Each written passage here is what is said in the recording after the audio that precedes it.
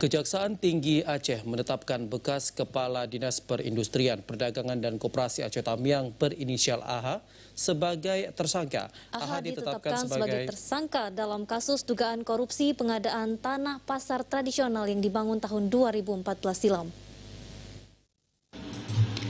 Selain AH yang merupakan bekas Kepala Dinas Perindustrian, Perdagangan dan Koperasi Aceh Tamiang, jaksa juga menetapkan pemilik tanah berinisial SI sebagai tersangka.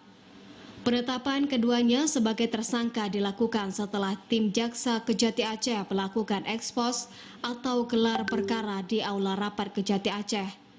Dalam gelar perkara, tim jaksa memaparkan hasil penyidikan proyek pengadaan tanah pasar kepada Kepala Kejaksaan Tinggi Aceh yang didampingi Asisten Tindak Pidana Khusus.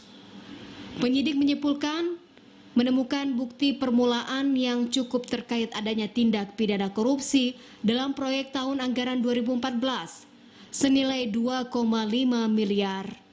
AH dinilai menetapkan tanah milik SI seluas 10.000 meter sebagai lokasi tanah pasar tanpa merujuk pada aturan yang ada. Seharusnya ini dalam tahun perbandingan di tahun sebelumnya 2013 tanah tersebut diadakan dengan hanya harga 14.000 per meter.